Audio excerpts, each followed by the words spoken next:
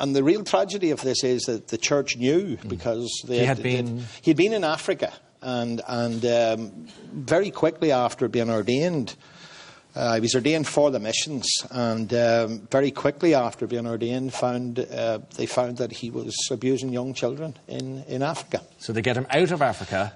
Get him out of Africa. The letter, which I eventually got access to with great difficulty, is pretty clear.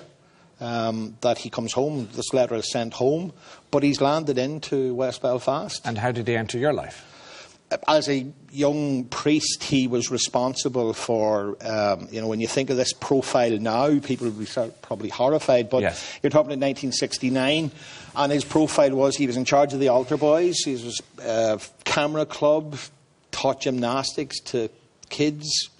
Sort of real profile, I suppose, of somebody who was in a position to abuse children, which he did with us by, and again, I'm using a term with the benefit of hindsight in terms of grooming us and so on. And how did he do that with you? Well, with young kids, Ryan, it's down to simple stuff like crisps and drinks and making you feel special and all that sort of stuff. Okay, and then the abuse began? That's right. They went on for 3 or 4 years, from the age of 7 or 8.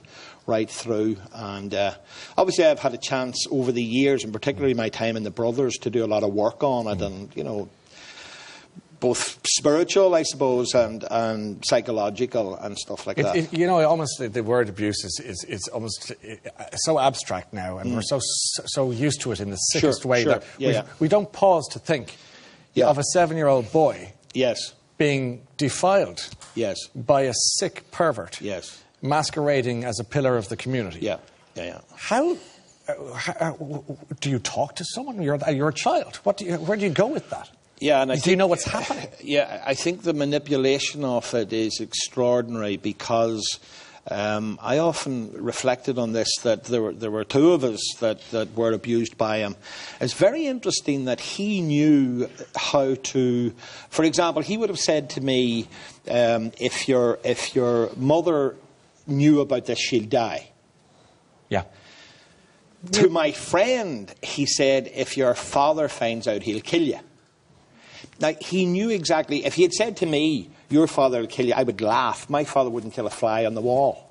He knew how to manipulate the situation. And that was the cleverness of it. And that's how silence, that's how he shut us up. He went...